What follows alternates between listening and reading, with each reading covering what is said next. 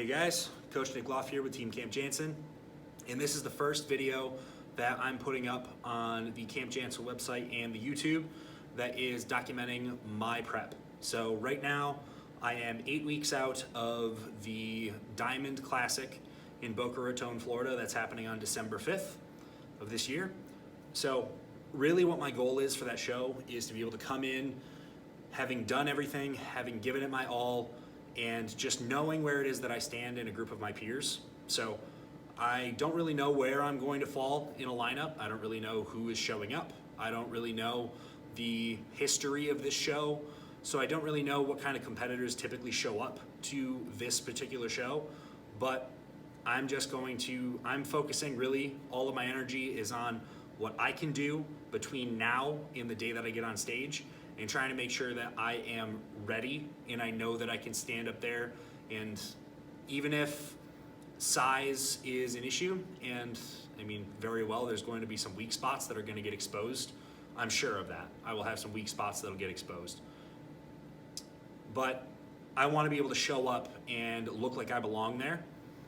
So that's really what it is that I'm shooting for this. I want to show up in condition, I want to be in shape, and I want to be able to see where it is that I really stack up.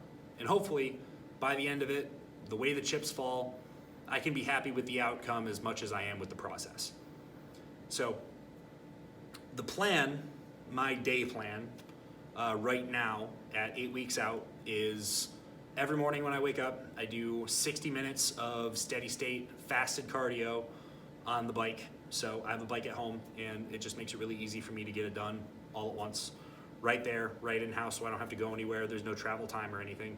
So I get my 60 minutes of steady state done in the morning, every morning, and I have 30 minutes of intervals before my last meal of the day, every day, except on leg days, I don't have any cardio. So that interval session is 1 minute so 1 minute sprint. So obviously it's not HIIT intervals, it's just intervals. It's pushing the pace as hard as you can, but you can't do a true HIIT for an entire minute. It just doesn't work that way. It doesn't. So it's going as hard as possible and trying to maintain pace for a minute, and then doing a resting pace for a minute. So I typically do that on a recumbent bike, and I also have a sprint bike or a spin bike at home. I actually have 2 bikes at home. I have a typical exercise bike, and then I have one that is actually a spin bike. And the spin bike is really good because I can change the resistance level on it manually. So that is really nice for sprint intervals as well. So I use that from time to time, but I typically do it on a recumbent bike here at the gym. Anyway, I have no cardio done on my leg days. Leg days are the only day that I don't have any cardio in place, but every other day, that includes rest days and every other training day, I have the 60 minutes in the morning of steady state, and then I have the half an hour of intervals before my last meal of the day. So that's cardio right now. Steps are prescribed at about 7,000 a day. Since the beginning of prep, I've been much higher than 7 on a typical basis. So in the effort of trying to keep everything as consistent as possible, I've been making an effort to make sure that my steps are in the place that they have consistently been for the last 6 or so weeks, where the last 6 or so weeks my steps have all been at around 10,000, between 10,000 and 13,000 on any typical day. So that's pretty much where I end up having it land now. So I have kind of some ingrained habits with walking at this point. So I go on walks in the mornings. I go on walks mid-afternoon if I have a little bit of extra time on my hands. And then I do some walking usually when I go and make posts on Instagram or something like that, just so that I'm doing something active while doing that, because it'll pass the time a little bit. So it's just something that I can do that I know is going to bring me a little bit closer to the goal. And it's not really all that intrusive on my time. It's really not that intrusive on recovery capacity or anything like that. And it's been something that I've had in to that amount for the entirety of the time that I've been dieting, really. So just trying to keep it consistent so that the manipulations that we do make to the actual food and the actual cardio are all being true manipulations.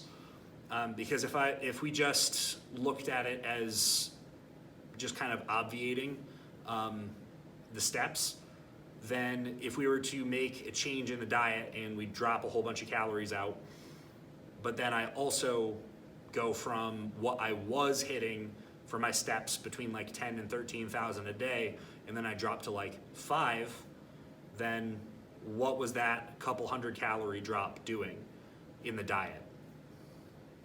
It ends up being obviated. It ends up being basically knocked out by the fact that I don't move anymore. Or that we do an increase in cardio, in formal cardio, and then as a result, I do a quarter of the steps. Doesn't work. So trying to keep everything as consistent as possible so that my daily output, my daily activity level stays the way it always has been. Being able to track my steps and make sure that I'm always hitting it is definitely helping with keeping those things on track. So my diet right now, as it's written, is about 1,900 calories, give or take, 30 calories, I think. So really at this point, most of my meals are vegetables and chicken, and then just a little bit of olive oil here, a couple of eggs here, and just a little bit of rice there. So really it's getting pretty close to being mostly just chicken veg, which is fine. Just protein veg meals doesn't really bother me. To this point, haven't really had too big of an issue as far as that's concerned. Training has gone exceptionally well, especially considering the amount of output that I'm doing and the calories that I'm on, because I'm no stranger to having to bring my calories low, but being at 1,900 calories is a little low for me. It's a little bit harsh. So but it's really, what it comes down to is you got to do what you got to do to make this happen. So I'm doing what I got to do to make this happen. You know, so like you could say anything you like. If you show up on the day and you're not where you need to be, then there was something that you could have done earlier, and this is one of the things that you could have done earlier, is just you drop it, you drop the hammer, you drop the food, you do the cardio, you make it happen, you figure it out, okay? So in any case, calories about 1,900, mostly the protein veg meals with a little bit of fats, a little bit of carbs here and there. Then my overall throughout the day, so like not just in my general activity and my training and all that stuff, my general day-to-day right now is going fine. My normal, my normal demeanor is starting to change a little bit, I'm noticing, because like the little bit of lethargy is starting to set in, and it's not so much a physical lethargy as it is a mental lethargy, just kind of feeling like a little bit foggy sometimes, a little bit not quite in the room is a good way to explain it. So it just kind of is what it is, where when you just kind of have to push and you know that things are, a little bit difficult to maintain, you just got to do what you got to do and you figure it out. So it's kind of where we are, and I don't really have any idea what the next steps are going to be, but I am hopeful that, because the last couple of weeks, to be completely candid and honest, we've had some difficulties with water retention. So the last 2 weeks, we've had some difficulties with me just carrying a lot of water. Like I had a lot of water on my legs, which if you can actually see in the frame or not, most of the water has dissipated off of my legs. It's not entirely gone, but I had a lot of edema, and I still have some on my torso, which is uncomfortable and quite unsightly. So we've been fighting with trying to make sure that we're doing everything that we can to keep pace on the fat loss, even though we can't see directly what's happening to my actual body composition because it's watered out. So being that, in the last 2 weeks, it hit its peak and now it's tapering away and it's starting to get better. So right now it's almost completely gone, and we're almost set to just kind of continue forward and not really have any thoughts about what the water issue is. We're almost completely past it.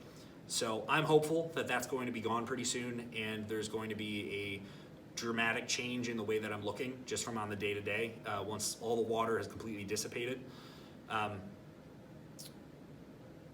But now that we're at this point, 8 weeks out, it's crunch time. So really we don't have all that much time to sit on decisions and try to figure out like, well, I don't know, maybe we pull back, maybe we do this, maybe we do that. Trying to figure out exactly how to get the water off. Like, we're trying to do as much troubleshooting as we can, and we're figuring it all out, but we can't do it at the expense of the time that we have left to get the rest of the body fat off, because we do have quite a distance to go as far as body composition, true body composition goes, for me to land on December 5th being in condition the way that I need to show up and be worth a look on stage. So that's where we're at. Basic overview is it's prep. It's prep. It's 8 weeks out. It's crunch time. It's time to get things done, not think about it, turn it off, autopilot, just listen to what's being said, and just make sure that I'm executing to the greatest ability that I can on everything that I'm doing, and just keep faith in the fact that we're going to land on show day and everything's going to be just fine. That's kind of where we're at.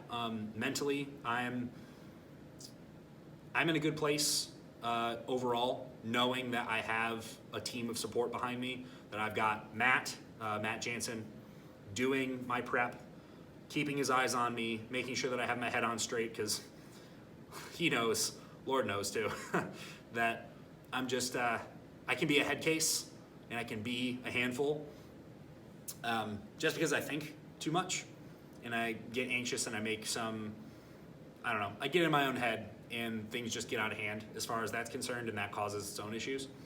But I know that I have a support system, and when I'm in my right mind, I know that I'm being guided by the best in the world. I am getting brought along onto a team with Raw and Revive standing behind me, that are in full support of me, that know that I'm going to do the best that I can. All the guys here at Camp Jansen, Nadia, Matt Burzacott, Matt Jansen, the guys in the background, they all believe in me, they're all standing behind me, they all support me, and I am just so grateful to be in the position that I'm in right now. And every day is surreal. It's really insane that I am in the position that I am to be doing a prep, being fully sponsored and taken care of, and on a team of people that really support me, and have this whole system, this whole background around me that is all like working as a foundation to build me up, which is something that not a lot of people have, especially in this space where it's really all on you. But when it comes down to it at the end, it is all on me, but I know that I'm not alone, which is really comforting. And I am so grateful beyond words that I have the people that I do behind me for this. So anyway, that is it. That is everything for me on this 8 weeks out update. I'm going to be putting more of these out more consistently. So over the next 8 weeks, I'm going to have one for every week at the minimum. And they'll be out on the Camp Jansen website and the YouTube. So make sure you're also watching Nadia's prep, because Nadia is also prepping right now. Keep an eye on all of her stuff, because she's doing some really awesome things, putting out some cool videos and everything. So yeah, that's it for me, guys. Thank you for watching all the way through, and I will talk to you next time.